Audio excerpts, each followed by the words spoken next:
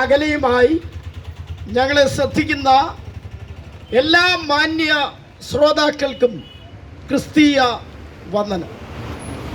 India gospel charitable ട്രസ്റ്റും Pathanapuram കേന്ദ്രമാക്കി പ്രവർത്തിക്കുന്ന agape ടീമും ഒരുമിച്ച് ചേർന്ന് ഒരുക്കിയിരിക്കുന്ന ഒരു ലഹരി വിരുദ്ധ സന്ദേശയാത്രയാണ് ഈ മുളവന എന്ന ദേശത്ത് എത്തിച്ചേർന്നിരിക്കുന്നത്. ദൈവത്തിൻ്റെ സ്വന്തം നാട് എന്നറിയപ്പെടുന്ന പ്രകൃതി രമണീയമായ ഈ കൊച്ചു കേരളത്തിൽ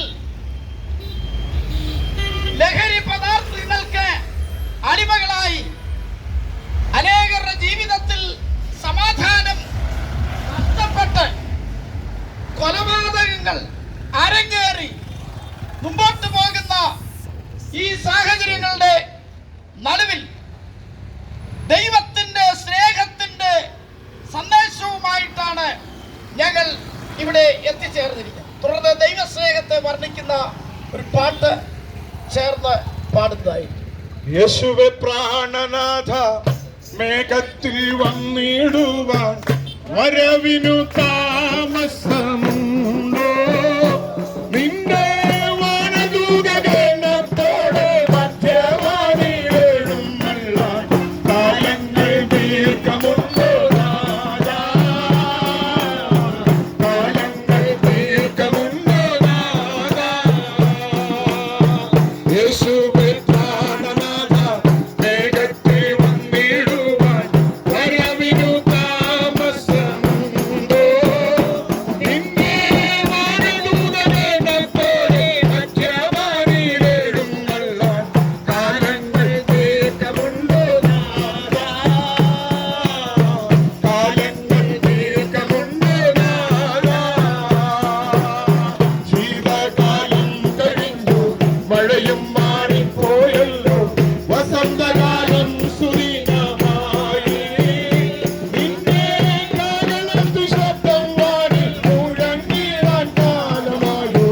വേഗത്തിൽ വന്നിടണേ നാഥാ, വേഗത്തിൽ വന്നിടണേ നാഥാ.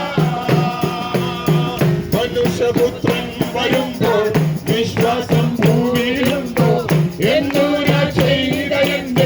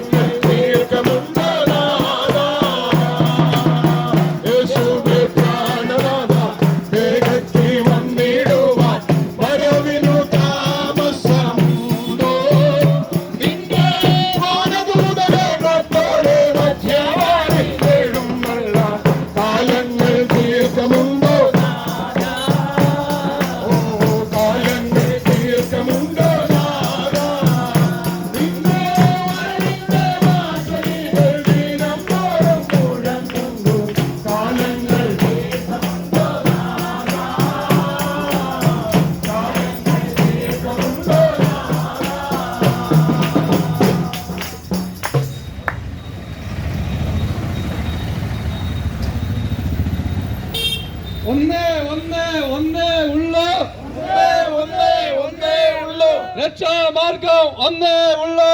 രക്ഷാമാർഗം ഒന്നേ ഉള്ളൂ. രക്ഷാമാർഗം ഒന്നത്രേ. രക്ഷാമാർഗം ഒന്നത്രേ. കാൽവരിനാഥൻ ക്രിസ്തു അത്രേ. കാൽവരി തന്നുടെ ഗിരിമുകളിൽ, കാൽവരി തന്നുടെ ഗിരിമുകളിൽ ക്രിസ്തു ചിന്തിയ രക്തത്തിൽ, ക്രിസ്തു ചിന്തിയ രക്തത്തിൽ വാർത്തെടുത്തൊരു സുവിശേഷം, വാർത്തെടുത്തൊരു സുവിശേഷം തലമുറ തലമുറ കൈമാറി, തലമുറ തലമുറ കൈമാറി അണയാതെ ഞങ്ങൾ സൂക്ഷിക്കും. അണയാതെ ഞങ്ങൾ സൂക്ഷിക്കും. മാനവ സോദര സാഗരമേ, മാനവ സോദര സാഗരമേ, സാത്താന് വഞ്ചിതരാകരുതേ. സാത്താന് വഞ്ചിതരാകരുതേ. മാനവ ജാതിയെ രക്ഷിപ്പാൻ, മാനവ ജാതിയെ രക്ഷിപ്പാൻ യേശു മരിച്ചു കാൽവരിയിൽ. യേശു മരിച്ചു കാൽവരിയിൽ. ബൈബിൾ ഞങ്ങളുടെ ആയുധമാണ്. ബൈബിൾ ഞങ്ങളുടെ ആയുധമാണ്. സ്നേഹത്തിൻ ദൂത് അതിലുണ്ട്. സ്നേഹത്തിൻ ദൂത് അതിലുണ്ട്. ദൈവ സ്നേഹം വന്നാലേ, ദൈവ സ്നേഹം വന്നാലേ മനുഷ്യരെല്ലാം നന്നാകൂ. മനുഷ്യരെല്ലാം നന്നാകൂ. വഞ്ചകനായ സാത്താനെ, വഞ്ചകനായ സാത്താനെ, നിന്റെ കാലം തീരാറായി. നിന്റെ കാലം തീരാറായി. കാലം ഇനിയും അധികമില്ല. കാലം ഇനിയും അധികമില്ല. കണ്ടിടുമോ നീ രക്ഷകനെ, കണ്ടിടുമോ നീ രക്ഷകനെ. ഞങ്ങളുടെ രക്ഷകൻ യേശു ക്രിസ്തു. ഞങ്ങളുടെ രക്ഷകൻ യേശു ക്രിസ്തു. ഞങ്ങളുടെ ചിഹ്നം ക്രൂശാകുന്നു. ഞങ്ങളുടെ ചിഹ്നം ക്രൂശാകുന്നു. ഞങ്ങളുടെ രാജ്യം സ്വർഗീയ രാജ്യം. ഞങ്ങളുടെ രാജ്യം സ്വർഗീയ രാജ്യം. യേശുവിൻ നാമം വിജയിക്കട്ടെ. സാത്താന്റെ കോട്ടകൾ തകരട്ടെ. അഖില ലോക രക്ഷകനായ ഈശോ മശിഹായ്ക്ക് ജയ് ജയ് ജയ്. വന്നവനും വരുന്നവനുമായ ഈശോ മശിഹായ്ക്ക് ജയ് ജയ് ജയ്. യേശു ക്രിസ്തു പാപികളെ രക്ഷിക്കുന്നു. യേശു ക്രിസ്തു രോഗികളെ സൗഖ്യമാക്കുന്നു. യേശു ക്രിസ്തു പരിശുദ്ധാത്മാവിനെ നൽകുന്നു. യേശു ക്രിസ്തു രാജാതിരാജാവായി വേഗം വരുന്നു. നിന്റെ ദൈവത്തെ നേർപ്പാൻ ഒരുങ്ങിക്കൊള്ളുക. Hallelujah, hallelujah, hallelujah, hallelujah, hallelujah. Hallelujah. Auto stand അപ്പുറത്തോട്ട് എല്ലാവരും മാറുന്നു.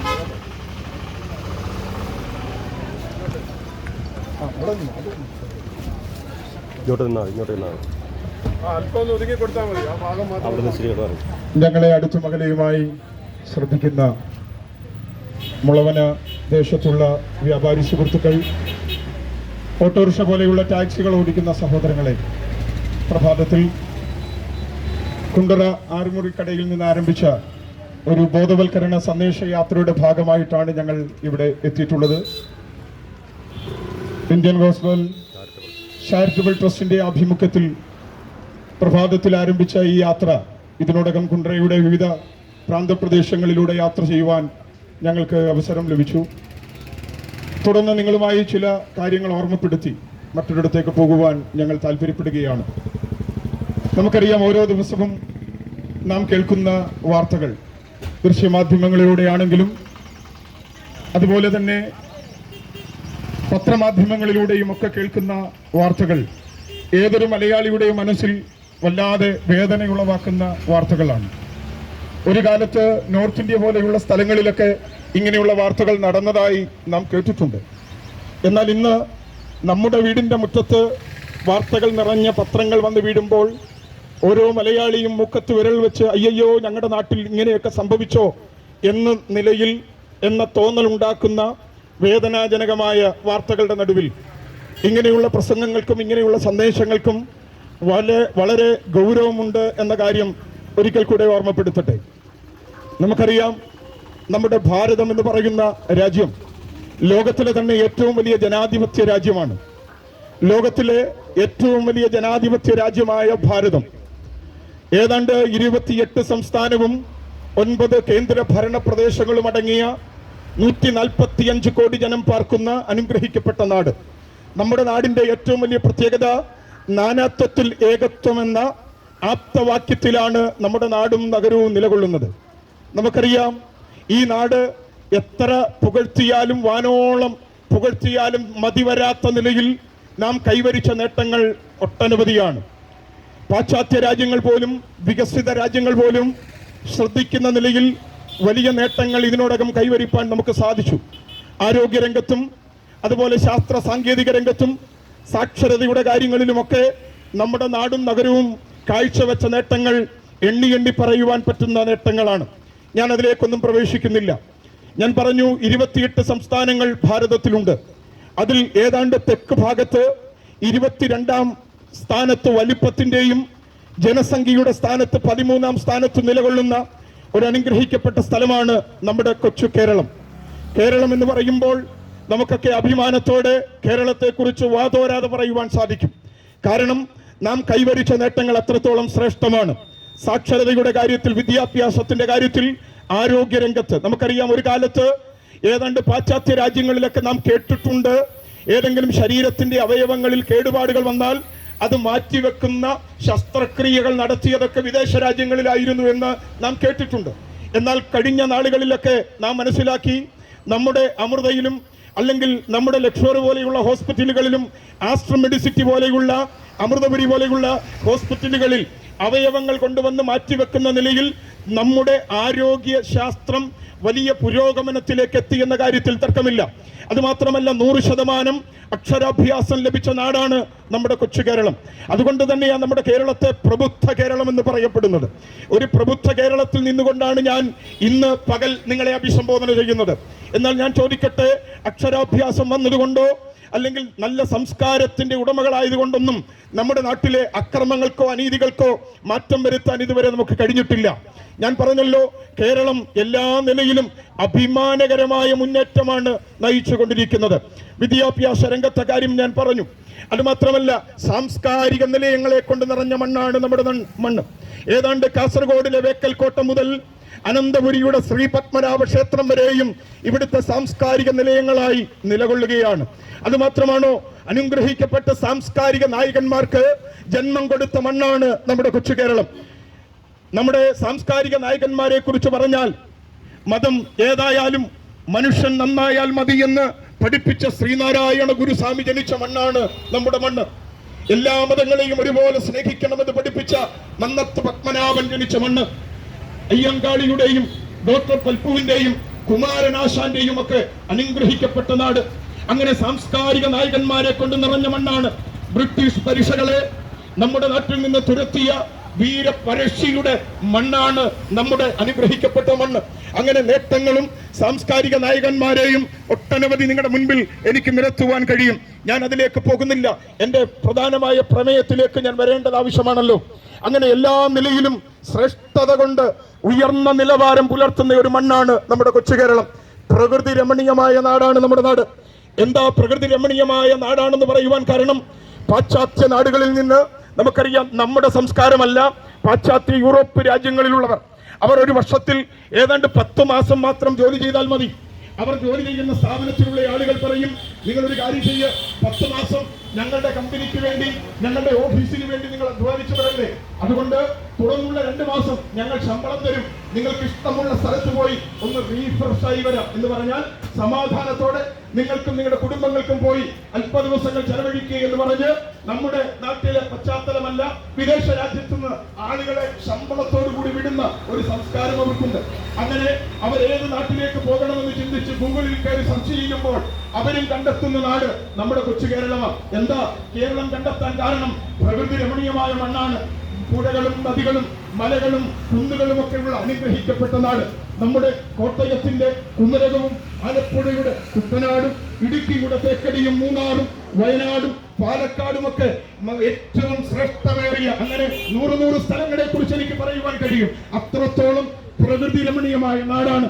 അങ്ങനെ നമ്മുടെ നാട്ടിൽ വന്ന് നമ്മുടെ നാടൊക്കെ കണ്ട്, ഞാൻ പറഞ്ഞതുപോലെ മൂന്നാറും പൊന്മുടിയും തേക്കടിയും അങ്ങനെ എല്ലാ സ്ഥലങ്ങളും കണ്ട് കൺകുളിർക്ക സന്തോഷത്തോടെ നമ്മുടെ ഭക്ഷണ സാധനങ്ങളും ഒക്കെ കഴിച്ച് നമ്മുടെ നാട്യ കലകളും ഇവിടുത്തെ ആയോഗ്യത വിദ്യകളും ഒക്കെ കണ്ട് മനസ്സിലാക്കി അവരവരുടെ സ്വന്തം നാട്ടിലേക്ക് പോകുമ്പോൾ നമ്മുടെ നാട് ചുറ്റിക്കാണിച്ച, നമ്മുടെ നാട് കാണിച്ച ആളുകളെ അവർ ടാറ്റ കാണിച്ചിട്ട് നെടുമ്പാശ്ശേരിയിൽ നിന്ന് പോകുമ്പോൾ അവരിങ്ങനെ പറയും, ദൈവത്തിനൊരു നാടുണ്ടെങ്കിൽ, ഇത്ര ഭംഗിയുള്ള ഒരു നാടുണ്ടെങ്കിൽ അത് നിങ്ങൾ പാർക്കുന്ന ഈ കൊച്ചു കേരളമാണ് എന്ന് പറഞ്ഞ് നമ്മുടെ നാടിന് അങ്ങനെ ഒരു പേരും കൂടെ ലഭിച്ചു, ദൈവത്തിന്റെ സ്വന്തം നാട്.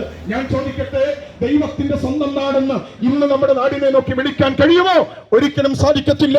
ഇത് ഇബ്ലീസിന്റെ നാടാണ്, പിശാചിന്റെ നാടാണ്, സാത്താന്റെ നാടാണ്. കാരണം എന്താ എന്ന് ചോദിച്ചാൽ 23 വയസ്സ് പ്രായമുള്ള ഒരു യൗവനക്കാരൻ തന്റെ മാതാവിനെയും തന്റെ വല്യച്ഛനെയും വല്യമ്മയും തന്റെ അപ്പന്റെ ജ്യേഷ്ഠനെയും ജ്യേഷ്ഠത്തെയും തന്റെ കുഞ്ഞനുജനെയും മൃഗീയമായി കൊല ചെയ്തു. ഞാൻ ചോദിക്കട്ടെ, ഇവിടെ നിൽക്കുന്ന സഹോദരങ്ങളോട് ചോദിച്ചാൽ, നമ്മുടെ വീട്ടിലൊരു വിരുന്നുകാരൻ വന്നാൽ, വീട്ടിലൊരു കോഴിയെ വളർത്തുന്നയാളാണെങ്കിൽ അതിനെ ഒന്ന് കൊല്ലാൻ പറഞ്ഞാൽ നമ്മൾ കൊല്ലത്തില്ല. കാരണം ഒരു കോഴിയെ കൊല്ലാൻ നമുക്ക് ഭയമാ.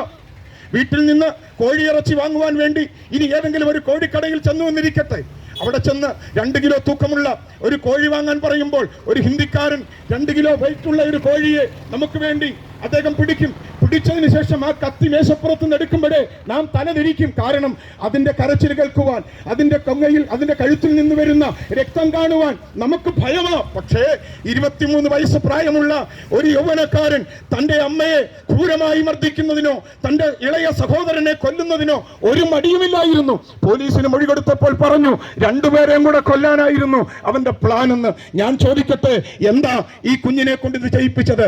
അവന് ധൈര്യം കുറവായപ്പോൾ അവൻ എന്താ അടുത്ത ബാറിൽ പോയി കുറച്ച് മദ്യവും കൂടെ കുടിച്ച് വീട്ടിൽ കൊണ്ടുവന്നിട്ട് ഈ ക്രൂരകൃത്യം ചെയ്തത്? ഞാൻ ചോദിക്കട്ടെ, നമ്മുടെ നാടും നഗരവും ദൈവത്തിന്റെ സ്വന്തം നാടെന്ന് പറയുവാൻ പറ്റാത്ത നിലയിൽ പൈശാചികന്റെ ആധിപത്യത്തിലാണ് നമ്മുടെ നാടും നഗരവും പോകുന്നത്. ഇതിൽ നിന്ന് നമുക്കൊരു മാറ്റം ആവശ്യമല്ലേ? ഒരുപക്ഷെ ഞങ്ങൾ ഇങ്ങനെയുള്ള സന്ദേശം പറയുമ്പോൾ നിങ്ങൾക്ക് തോന്നിയേക്കാം, ഈ മാറ്റം വരുത്താനല്ലേ സ്നേഹിത ഇവിടെ പോലീസ് അധികാരികളുണ്ട്, ഇവിടെ ഡി അഡിക്ഷൻ സെന്ററുകളുണ്ട്, ഇവിടെ ധ്യാന കേന്ദ്രങ്ങളുണ്ട്, അങ്ങനെയുള്ള ആളുകൾ ഇതൊക്കെ ചെയ്തോളും, നിങ്ങളെ ആരാ ഇത് ഏൽപ്പിച്ചത് എന്ന ഒരു ചിന്ത നിങ്ങളെ ഭരിക്കുന്നുണ്ടാകാം.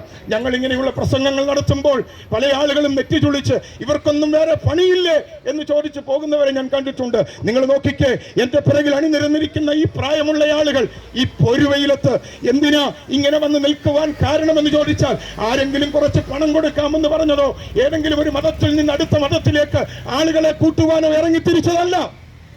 ഞങ്ങളൊക്കെ സമൂഹത്തിന്റെ ഉന്നതമായ നിലകളിൽ ജോലി കാര്യങ്ങളിൽ ഏർപ്പെട്ട ആളുകളാണ്, ബിസിനസ്സുകാരാണ്, വിദേശ രാജ്യങ്ങളിൽ വർഷങ്ങളോളം ജോലി ചെയ്ത ആളുകളാണ്. ഇവിടുത്തെ കമ്മീഷണർ പദവിയിൽ വരെ ഇരുന്ന ആളുകൾ എൻ്റെ പിൻപിൽ അണിനിരന്നിട്ടുണ്ട്. അധ്യാപകരുണ്ട്, ഡോക്ടർമാരുണ്ട്. എന്തിനാ ഞങ്ങൾ ഈ വെയിലത്ത്, ഈ ഉച്ചയായ സമയത്ത്, ഈ പൊതുസ്ഥലത്ത് എല്ലാവരും നാണക്കേട് പോലെ ഞങ്ങളുടെ മുഖത്തേക്ക് നോക്കുമ്പോഴും ഞങ്ങൾ അഭിമാനത്തോട് ഇത് പറയാൻ കാരണം, ഞങ്ങൾ അനുഭവിക്കുന്ന ഒരു സ്നേഹമുണ്ട്, ഞങ്ങൾ അനുഭവിക്കുന്ന ഒരു സന്തോഷമുണ്ട്. അത് നിങ്ങളോട് പങ്കുവെക്കുവാനാ ഈ പകൽക്കാലം ഞങ്ങൾ ഈ ഉച്ചഭാഷണിയിലൂടെ ഈ പൊതുസ്ഥലത്ത് നിങ്ങളെ അഭിസംബോധന ചെയ്യുന്നത്. ഞാൻ പറഞ്ഞല്ലോ, മനുഷ്യൻ ഇന്ന് വല്ലാത്ത ഒരു പ്രതിസന്ധിയിലൂടെ പോയിക്കൊണ്ടിരിക്കുക. ഇവിടുത്തെ സകല ആളുകളോട് ചോദിച്ചാൽ, ഒരു മദ്യപാനിയായ ആളോട് ചോദിച്ചാൽ അവർ പറയും, എന്റെ പൊന്നു സ്നേഹിത ഇതൊക്കെ നിർത്തണമെന്ന് ഞങ്ങൾക്ക് ആഗ്രഹമുണ്ട്, കഴിയുന്നില്ല. ഒരു രസത്തിന് തുടങ്ങിയതാ, അല്പ നിരാശകൾ വന്നപ്പോൾ ഒന്ന് മാറി നിൽക്കാൻ വേണ്ടി ആരംഭിച്ചതാ. പക്ഷെ ഇന്ന് ഞങ്ങൾക്ക് ഇതിൽ നിന്ന് പുറത്തു വരാൻ കഴിയുന്നില്ല. അതിനുള്ളൊരു വഴി ഞാൻ നിങ്ങളോട് പറയാം. ഞാൻ പറഞ്ഞല്ലോ, പോലീസ് മുറകൾക്ക് കഴിയുമായിരുന്നെങ്കിൽ, ദാണ്ട് ഈ കഴിഞ്ഞ ദിവസം ചെന്താമര എന്ന് പറയുന്ന ഒരു മനുഷ്യനെ കേരളം വാർത്തകളിൽ കണ്ടില്ലേ? ആ മനുഷ്യൻ ദീർഘനാളുകൾ ജയിലറകളിലായിരുന്നു. എന്തിനാ ജയിലിൽ പോയത്? സ്വാതന്ത്ര്യ സമരം ചെയ്തതിന് ജയിലിൽ പോയ ആളല്ല, തന്റെ അയൽവക്കത്തുള്ള ഒരു സഹോദരിയെ ക്രൂരമായി കൊല ചെയ്തതിന്റെ ഫലമായി പോയതാ. എന്നാൽ ആ മനുഷ്യൻ ജയിലിൽ നിന്ന് ജാമ്യത്തിനിറങ്ങി.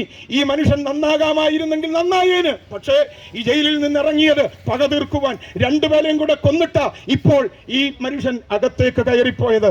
ചെന്താമരയ്ക്ക് നേരെയാകാൻ പറ്റുമായിരുന്നെങ്കിൽ, പോലീസ് മുറകൾക്ക് നന്നാക്കാൻ പറ്റുമായിരുന്നെങ്കിൽ ആ മനുഷ്യൻ നന്നാകത്തില്ലായിരുന്നോ? നന്നാകുമെന്നേ. അതുകൊണ്ടാണ് ഞാൻ പറഞ്ഞത്, പോലീസ് മുറകൾക്ക് മനുഷ്യനെ നന്നാക്കാൻ കഴിയുകയില്ല. ഞാനൊരു ഉദാഹരണം പറയാം. താണ്ട് എന്റെ തൊട്ട് മുൻപിൽ ഒരു മെസ്സ് പ്രവർത്തിക്കുന്നുണ്ട്, ഒരു കട പ്രവർത്തിക്കുന്നുണ്ട്. അത് അത്ര വലിയ കെട്ടുറപ്പുള്ള കടകളൊന്നുമല്ല. എന്നാൽ ഇന്ന് രാത്രി ഒരു ഉദാഹരണം ഞാൻ പറയുകയാണ്. അതിനകത്ത് ഒരു കവർച്ച നടന്നു വന്നിരിക്കട്ടെ. അങ്ങനെ നടക്കത്തില്ല, നടക്കുകയും ചെയ്യാൻ പാടില്ല. എങ്കിലും ഉദാഹരണത്തിനായി പറയുകയാണ്. അതിനകത്ത് ആരെങ്കിലും ഇന്ന് രാത്രി ഒരു കവർച്ച ചെയ്തെന്നിരിക്കട്ടെ. നമ്മുടെ പോലീസ് അധികാരികൾ, കുണ്ട്രയിലുള്ള പോലീസൊക്കെ കഴിവുള്ളവരാ. അവർ പെട്ടെന്ന് ഈ വാർത്ത അറിഞ്ഞാൽ നേരെ ഇവിടെ എത്തും. ഇവിടെ എത്തിയതിനു ശേഷം പരിസരമെല്ലാം വീക്ഷിച്ചതിന് ശേഷം രാത്രിയിൽ അക്രമം നടത്തിയ ആളെ അവർ പിടികൂടും. കാരണം കഴിവുള്ള പോലീസ് അധികാരികളാണ് നമ്മുടെ പോലീസ് സ്റ്റേഷനിലുള്ള ആളുകൾ. അദ്ദേഹത്തെ പിടിച്ചതിന് ശേഷം 3 മാസത്തേക്കോ 6 മാസത്തേക്കോ ഇവിടുത്തെ ഒരു റിമാൻഡ് തടവുകാരനായി കൊട്ടാരക്കര സബ് ജയിലിലേക്കോ തിരുവനന്തപുരത്തുള്ള ജയിലിലേക്കോ മാറ്റിയാൽ 3 മാസം 6 മാസം തന്റെ ശിക്ഷ കഴിഞ്ഞ് താൻ പുറത്തിറങ്ങുമ്പോൾ എങ്ങനെയായിരിക്കുമെന്നറിയാമോ? ഒരു ബാങ്ക് കവർച്ച ചെയ്യുവാനുള്ള കൂട്ടുകാരെയും അതിന്റെ തന്ത്രങ്ങളും ഒക്കെ മനസ്സിലാക്കിയ പുറത്തിറങ്ങുന്നത്. അതാ ഞാൻ പറഞ്ഞത്, ജയിലറകൾക്ക് ഇവിടെ മനുഷ്യനെ നന്നാക്കാൻ കഴിയുകയില്ല. എന്നാൽ മനുഷ്യനെ നന്നാക്കാൻ പറ്റുന്ന ഒരു കാര്യം ഞാൻ നിങ്ങളോട് പറയും. അതെ, മനുഷ്യനെ നന്നാക്കാനുള്ള ഒരു വഴി ഞാൻ പറയാം. അതെ, നിങ്ങൾ നോക്കിക്കേ, ഞാനിവിടെ നിന്ന് പ്രസംഗിക്കുമ്പോൾ എൻ്റെ നേരെ മുൻപിൽ ഒരു വാഹനം നിർത്തിയിട്ടിട്ടുണ്ട്. ആ വാഹനം നിസാൻ എന്ന് പറയുന്ന ഒരു കമ്പനി ഇറക്കിയ വാഹനമാണ്. ആ വാഹനത്തിന്റെ പേര് ടെറാനോ എന്നാണ്. നിസാൻ കമ്പനി ഇറക്കിയ ടെറാനോ എന്ന് പറയുന്ന ഈ വാഹനം ഇന്ത്യയുടെ മാർക്കറ്റുകളിൽ വിവിധ സ്റ്റേറ്റുകളിൽ അവർ ബിസിനസിന് വേണ്ടി ഇറക്കിയപ്പോൾ അവർ ചെയ്ത ഒരു കാര്യമുണ്ട്. ഇന്ത്യയുടെ എല്ലാ സംസ്ഥാനങ്ങളിലും നിസാൻ കമ്പനി അവരുടെ സർവീസ് സെന്ററുകൾ ആരംഭിച്ചു. എന്തിനാ സർവീസ് സെന്ററുകൾ ആരംഭിച്ചത്? അവരിറക്കുന്ന വാഹനത്തിന് എന്തെങ്കിലും കേടുപാടുകൾ പറ്റിയാൽ ആ കേടുപാടുകൾ പരിഹരിക്കണമെങ്കിൽ അതിറക്കിയ കമ്പനിക്ക് മാത്രമേ കഴിയുകയുള്ളൂ. അങ്ങനെയെങ്കിൽ ഞാൻ പറയാം, മനുഷ്യനെ ഭൂമിയിൽ അവതരിപ്പിച്ചത് മതങ്ങളല്ല, രാഷ്ട്രീയ പ്രസ്ഥാനങ്ങളല്ല, പിന്നെ മനുഷ്യനെ ഭൂമിയിൽ അവതരിപ്പിച്ചത് ഈശ്വരനാണ്, പടച്ച തമ്പുരാനാണ്, ദൈവമാണ്. ദൈവത്തിനല്ലാതെ മനുഷ്യന്റെ പ്രശ്നങ്ങളെ പരിഹരിക്കാൻ കഴിയുകയില്ല. ആരാണ് ഈ ദൈവം? ഇന്നേക്ക് 2025 വർഷങ്ങൾക്ക് മുൻപ് ലോകത്തിന്റെ നെറുകയിൽ പാലസ്തീന്റെ പച്ചമണ്ണിൽ ഒരു മനുഷ്യൻ ജനിച്ചു. ആ മനുഷ്യന് ലോകം കൊടുത്ത പേരാണ് യേശുക്രിസ്തു. യേശുക്രിസ്തു ഈ ഭൂമിയിൽ വന്നത് മാനവജാതിയെ രക്ഷിക്കാനാ. നിങ്ങൾ ചോദിക്കും, കണ്ടോ അയാൾ പ്രസംഗിച്ച് പെന്തക്കോസുകാരനെ ആന്ന് തെളിയിക്കുകയാണല്ലോ. അല്ല സഹോദര, യേശുക്രിസ്തു ലോകത്തിന്റെ രക്ഷിതാവെന്ന് പെന്തക്കോസുകാരല്ല പറഞ്ഞത്, ലോകത്തിലെ ക്രിസ്തീയ ഭാഗത്തിൽപ്പെട്ട ആളുകളുമല്ല. ഈ അടുത്തിടയിൽ ഒരാൾ പറഞ്ഞത് ഞാൻ പറയാം. എല്ലാ TV പ്രോഗ്രാമും കാണുന്ന ആളല്ല ഞാൻ, പാപമായതുകൊണ്ടല്ല, സമയമില്ലാത്തത് കൊണ്ടാണ് കാണാൻ പറ്റാത്തത്. എന്നാൽ കഴിഞ്ഞ ദിവസങ്ങളിൽ ഞാനൊരു TV പ്രോഗ്രാം ചില നാളുകൾക്ക് മുൻപ് കണ്ടു. അത് കാണാൻ കാരണം ആ പ്രോഗ്രാമിന്റെ ക്വാളിറ്റിയും അത് അവതരിപ്പിക്കുന്ന അവതാരകന്റെ പ്രത്യേകതയുമാണ്. അത് മറ്റാരുമല്ല, ഇപ്പോഴത്തെ നമ്മുടെ തൃശ്ശൂരെ MP-യും സിനിമാ നടനുമായിരുന്ന സുരേഷ് ഗോപി സാറ് നടത്തിയ ഒരു പ്രോഗ്രാമാണ്. ആ പ്രോഗ്രാം ഏതാണെന്ന് നിങ്ങൾക്ക് ഇപ്പോൾ തന്നെ മനസ്സിലായി കാണും. കോടീശ്വരൻ എന്നാണ് ആ പ്രോഗ്രാമിന്റെ പേര്. കോടീശ്വരൻ എന്ന പ്രോഗ്രാമിൽ ആരെങ്കിലും വന്നാൽ അതിന്റെ രീതി നിങ്ങൾക്കറിയാം. ദാണ്ടെ ഒരു മനുഷ്യൻ വന്നു. ആ മനുഷ്യനോട് ഈ സുരേഷ് ഗോപി സാർ ചോദിച്ച ചോദ്യമാണ്, ലോകത്തിന്റെ മുഴുവൻ പാപവും ചുമക്കേണ്ടതിന്, പാപവും വഹിക്കേണ്ടതിന് ഭൂമിയിൽ അവതരിച്ചയാളുടെ പേരെന്ത്? ഇവിടുത്തെ പാതിരി ചോദിച്ചതല്ല, പാസ്റ്റർ ചോദിച്ചതല്ല, നമ്മുടെ തൃശ്ശൂർ MP ആയിരിക്കുന്ന ശ്രീ സുരേഷ് ഗോപി സാർ ചോദിച്ച ചോദ്യമാണ്. ലോകത്തിന്റെ മുഴുവൻ പാപവും ഏറ്റെടുക്കേണ്ടതിന് ഭൂമിയിൽ അവതരിച്ച ആളുടെ പേരെന്ത്? 4 ഓപ്ഷൻ കമ്പ്യൂട്ടറിൽ തെളിഞ്ഞു വന്നു. 1 ജോസഫ്, 2 പത്രോസ്, 3 മറിയം, 4 യേശുക്രിസ്തു. ഉത്തരമറിയാമെങ്കിലും ഗ്രീൻ ലൈറ്റ് ഡിസ്പ്ലേയിൽ തെളിയുന്നത് വരെ ഞാൻ വെയിറ്റ് ചെയ്തു. ഉത്തരമറിയാം എങ്കിലും ഞാൻ വെയിറ്റ് ചെയ്തു. അല്പസമയം കഴിഞ്ഞപ്പോൾ ആ ചോദ്യകർത്താവ് ചോദിച്ച ചോദ്യത്തിന് ഉത്തരം പറയേണ്ടയാൾ പറഞ്ഞു യേശുക്രിസ്തു എന്ന്. അല്പനിമിഷം കഴിഞ്ഞപ്പോൾ ഞാൻ കണ്ടു ആ കമ്പ്യൂട്ടർ ഡിസ്പ്ലേയിൽ യേശു എന്ന പേരെഴുതിയിരിക്കുന്ന സ്ഥലത്ത് ഗ്രീൻ ലൈറ്റ് കത്തി. ഞാൻ പറഞ്ഞതിന്റെ സാരം, യേശുക്രിസ്തു ലോകത്തിന്റെ രക്ഷിതാവാണ് എന്ന് ഇന്ന് പകൽ ഇവിടെ ആയിരിക്കുന്ന സകല ആളുകളും വിശ്വസിക്കണം. ചിലർ ചോദിക്കാറുണ്ട്, ഈ യേശു ഭൂമി ജനിച്ചെന്നും ദൈവമുണ്ടെന്നും ഒക്കെ നിങ്ങൾ ഇത്ര തൻ്റെ ഇടത്തോടെ പറയാൻ കാരണമല്ല. ഞാൻ അതുകൂടെ പറഞ്ഞിട്ട് എൻ്റെ വാക്കുകൾക്ക് വിരാമം കുറിക്കാം. ദൈവമുണ്ടോ? നിങ്ങൾ പറയുന്ന യേശുക്രിസ്തു ജീവനോടുണ്ടായിരുന്നോ? യേശുക്രിസ്തു ഈ ഭൂമി വന്നോ എന്നൊക്കെ നിങ്ങൾ ചോദിക്കുന്നില്ലേ? മറുപടി പറയാം. മറുപടി മറ്റൊന്നുമല്ല. ഇന്നൊക്കെ 200 വർഷങ്ങൾക്ക് മുൻപ് ഭാരതം എന്ന് പറയുന്ന നമ്മുടെ രാജ്യം ബ്രിട്ടീഷ് അടിമത്തത്തിലായിരുന്നു. അവരടിമകളാക്കി വെച്ചിരുന്നു. 200 വർഷത്തോളം നാം അടിമകളായിരുന്നു. എന്നാൽ നമ്മുടെ അടിമത്തം മാറ്റേണ്ടതിന് വേണ്ടി നമ്മുടെ രാഷ്ട്രപിതാവായിരുന്ന ശ്രീ മഹാത്മാഗാന്ധിജി മുതലുള്ള ആളുകൾ അതിനുവേണ്ടി പരിശ്രമിച്ചു. അതിന്റെ ഫലമായി 1947 ഓഗസ്റ്റ് മാസം ഇന്ത്യ സ്വതന്ത്ര രാജ്യമായി. ഇന്ത്യ സ്വതന്ത്ര രാജ്യമാക്കുവാൻ വേണ്ടി ത്യാഗത്തോടെ നമ്മുടെ രാഷ്ട്രപിതാവ് ഉൾപ്പെടെയുള്ള ആളുകൾ അധ്വാനിച്ചു. ഞാൻ ഇപ്പോൾ വയസ്സ് 43. എന്നാൽ നമ്മുടെ ഭാരതം സ്വതന്ത്രമായത് 1947 അന്ന് ഞാൻ ജനിച്ചിട്ടില്ല. ഞാൻ മഹാത്മാഗാന്ധിയെ കണ്ടിട്ടില്ല. സ്വതന്ത്ര സമര സേനാനികളെ ഒന്നും ഞാൻ കണ്ടിട്ടില്ല. പക്ഷേ മുളവനെ നിന്നുകൊണ്ട് പരസ്യമായി ഞാൻ വിളിച്ചു പറയുന്നു, നമ്മുടെ രാജ്യം സ്വതന്ത്ര രാജ്യമാണ്. എങ്ങനാ ഞാനിത് പറയാൻ കാരണം? അതൊരു സത്യമായതുകൊണ്ടാണ്. അതൊരു സത്യമായതുകൊണ്ടാണ് ഞാൻ വിളിച്ചു പറയുന്നത്. അങ്ങനെയെങ്കിൽ അതുപോലെ ഒരു സത്യമാണ് യേശുക്രിസ്തു ഇന്നേക്ക് 2025 വർഷങ്ങൾക്ക് മുൻപ് ഈ ഭൂമിയിൽ അവതരിച്ചു എന്നത്. അതിന്റെ തെളിവാണ് AD എന്നും BC എന്നും ചരിത്രത്തെ രണ്ടായി തിരിച്ചവനാണ് ക്രിസ്തു. യേശു ക്രിസ്തുവിനെ കുറിച്ച് പറയുമ്പോൾ നിങ്ങൾക്ക് തോന്നിയേക്കാം ഇത് ക്രിസ്ത്യാനിയുടെ ദൈവമാണെന്നല്ലോ. ഇത് ക്രിസ്ത്യാനിയുടെ ദൈവമല്ല, താങ്കളുടെ ദൈവമാണ്. ബ്രദറെ, നിങ്ങളുടെ ദൈവമാണ്. പിതാവേ, നിങ്ങളുടെ ദൈവമാണ്. നിങ്ങളായിരിക്കുന്നിടത്തുനിന്നുകൊണ്ട് യേശുവേ, എന്നെ ഒന്ന് രക്ഷിക്കണമേ, എൻ്റെ ജീവിതത്തിന്റെ ഈ പ്രതിസന്ധികളെ മറികടക്കാനുള്ള ഒരു കൃപ നീ എനിക്ക് തരണമേ എന്ന് ഒന്ന് പ്രാർത്ഥിക്കാൻ മനസ്സുണ്ടെങ്കിൽ തീർച്ചയായും സമൂഹത്തിന്റെ മുഖ്യധാരയിലേക്ക് കൊണ്ടുവരുവാൻ യേശുക്രിസ്തുവിന്റെ സ്നേഹത്തിന് കഴിയും. എൻ്റെ വാക്കുകൾക്ക് ഞാൻ വിരാമം കുറിക്കുവാൻ പോകുകയാണ്. ഒരിക്കൽ കൂടെ ഞാൻ മുളവനയിലുള്ള എൻ്റെ മാതാപിതാക്കന്മാരോട്, എൻ്റെ ജ്യേഷ്ഠ സഹോദരന്മാരോട്, എൻ്റെ അനുജന്മാരോട് ഞാൻ പറയട്ടെ, യേശുക്രിസ്തു ഈ ഭൂമിയിൽ വന്നത് ഒരു മതം സ്ഥാപിക്കുവാനല്ല. റജിയെയും എന്നെ കേൾക്കുന്ന സോമനെയും എന്നെ കേൾക്കുന്ന സഹദേവനെയും എന്നെ കേൾക്കുന്ന സാജനെയും എന്നെ കേൾക്കുന്ന നസീറിനെയും മുഹമ്മദിനെയും ഒക്കെ രക്ഷിക്കാനാണ് യേശു ഈ ഭൂമിയിൽ വന്നത്. യേശുവിനെ അറിഞ്ഞു എന്ന കാരണത്താൽ മതം മാറണ്ട. യേശുക്രിസ്തുവിനെ അറിഞ്ഞു എന്ന കാരണത്താൽ പേര് മാറണ്ട. നിങ്ങളായിരിക്കുന്നിടത്തുനിന്നുകൊണ്ട് നിങ്ങളെ ഒന്ന് രക്ഷിക്കണമേ എന്നൊരു വാക്ക് നിങ്ങൾക്ക് പ്രാർത്ഥിക്കാൻ കഴിയുമോ?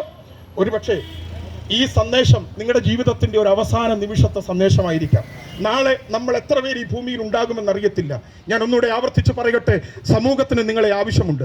ബ്രദറെ, നിങ്ങൾക്ക് കഴിവുള്ള ആളാണ്. പിതാവെ, നിങ്ങൾ നല്ല കഴിവുള്ള മനുഷ്യനാണ്. മദ്യം നിമിത്തം നിങ്ങൾ നശിച്ചു പോകരുത്. ആത്മഹത്യ കൊണ്ട് നിങ്ങളുടെ ജീവിതം തീർത്ത് കളയരുത്. കുടുംബ തകർച്ചയോടെ നിങ്ങൾ നഷ്ടപ്പെട്ടു പോകരുത്. നിങ്ങൾക്ക് മടങ്ങി വരാൻ ആഗ്രഹമുണ്ടെങ്കിൽ നിങ്ങളായിരിക്കുന്നിടത്തുനിന്നുകൊണ്ട് യേശുവേ, എന്നെ ഒന്ന് രക്ഷിക്കണമേ എന്ന് ഒരു വാക്ക് ആത്മാർത്ഥതയോടെ പ്രാർത്ഥിക്കാൻ മനസ്സുണ്ടോ? ഞാൻ എൻ്റെ വാക്കുകൾക്ക് ഇവിടെ വിരാമം കുറിക്കുമ്പോൾ ഒരിക്കൽ കൂടെ ഞാൻ ആവർത്തിച്ചു പറയാം, മറ്റൊരുത്തനിലും രക്ഷയില്ല. നാം രക്ഷിക്കപ്പെടുവാൻ ആകാശത്തിന്റെ കീഴിൽ ഭൂമിയിൽ നൽകപ്പെട്ട വേറൊരു നാമമില്ല, യേശുക്രിസ്തു എന്ന നാമമാണ്.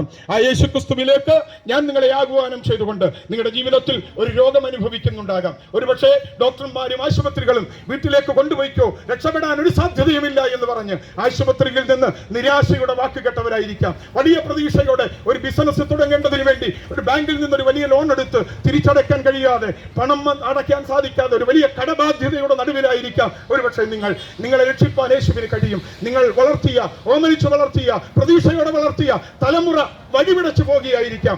രക്ഷിപ്പാൻ നിങ്ങൾക്ക് സാധിക്കുന്നില്ലെങ്കിൽ യേശുവിന് നിങ്ങളെ രക്ഷിപ്പാൻ കഴിയും. യേശുക്രിസ്തുവിന്റെ അടുക്കലേക്ക് ഞാൻ നിങ്ങളെ ആഹ്വാനം ചെയ്തുകൊണ്ട് എൻ്റെ വാക്കുകൾ ശ്രദ്ധിച്ച എല്ലാവരോടുമുള്ള നന്ദിയും സ്നേഹവും അറിയിക്കുന്നു. ഈ ശബ്ദം ഏതെങ്കിലും നിലയിൽ നിങ്ങളെ ബുദ്ധിമുട്ടുണ്ടാക്കിയിട്ടുണ്ടെങ്കിൽ, പ്രത്യേകിച്ച് ടാക്സി സഹോദരന്മാർക്ക് ഇവിടുന്ന് മാറി മറ്റു സ്ഥലങ്ങളിലേക്കൊക്കെ ഇവർ മാറുന്നത് ഞാൻ കണ്ടു. നിങ്ങളോടൊക്കെ ക്ഷമ ചോദിച്ചുകൊണ്ട് നിർത്തുന്നു. ദൈവം നമ്മെ അനുഗ്രഹിക്കുമാറാകട്ടെ. അനുഗ്രഹിക്കപ്പെട്ട നല്ല സന്ദേശം നൽകിയ ദൈവദാസനോടുള്ള നന്ദി അറിയിക്കുന്നു. അതീവ ശ്രദ്ധയോടെ ഈ പ്രഭാഷണം കേട്ടുകൊണ്ടിരുന്ന നിങ്ങൾക്ക് എല്ലാവർക്കും നന്ദി അറിയിക്കുന്നു. ഇവിടെ വ്യാപാര സ്ഥാപനങ്ങളിലായിരിക്കുന്ന പ്രിയപ്പെട്ടവർക്ക് വേണ്ടി, ഓട്ടോറിക്ഷ തൊഴിലാളികൾ, മറ്റ് വിവിധ രംഗങ്ങളിൽ ആയിരിക്കുന്ന നിങ്ങൾക്ക് വേണ്ടി ഒരു നിമിഷം പ്രാർത്ഥിപ്പാൻ ഞങ്ങൾ താല്പര്യപ്പെടുകയാണ്.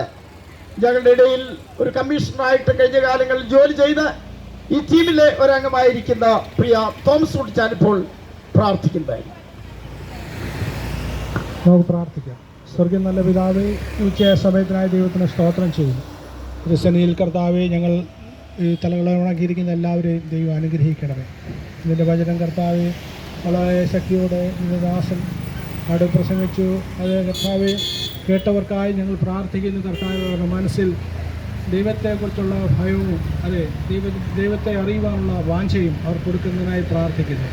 യേശുവാണ് ദൈവമെന്ന് മനസ്സിലാക്കുവാൻ എല്ലാ പ്രിയപ്പെട്ടവർക്കും ദൈവം സഹായിക്കണമേ. അങ്ങയുടെ സന്നിധി കടന്നു വരാൻ എല്ലാം കൃപ ചെയ്യണമേ എന്ന് പ്രാർത്ഥിക്കുന്നു. അതിനെ കണ്ട് എല്ലാവരും ദൈവം അനുഗ്രഹിക്കണമേ എന്ന് പ്രാർത്ഥിക്കുന്നു. പ്രാർത്ഥനകടനായ സ്തോത്രം യേശുവിന്റെ നാമത്തിൽ തന്നെ. ഈ കേട്ട പ്രഭാഷണങ്ങളെ കുറിച്ച് ഏതെങ്കിലും നിലയിൽ സംശയമുണ്ടെങ്കിൽ ഇന്ത്യ ഗോസ്പൽ ചാരിറ്റബിൾ ട്രസ്റ്റുമായിട്ട് ബന്ധപ്പെടുവാൻ ഓർപ്പിക്കുന്നു. ഏതെങ്കിലും നിലയിൽ ഒരു കൗൺസിലിംഗ് ആവശ്യമാണെങ്കിലും ആറുമുറിക്കടയിലുള്ള ഈ പ്രസ്ഥാനവുമായി നിങ്ങൾ ഹല്ലേലൂയ ബന്ധപ്പെടുവാൻ ദൈവനാമത്തിൽ ഓർപ്പിക്കുന്നു. കർത്താവ് എല്ലാവരെയും അനുഗ്രഹിക്കുമാറാകട്ടെ.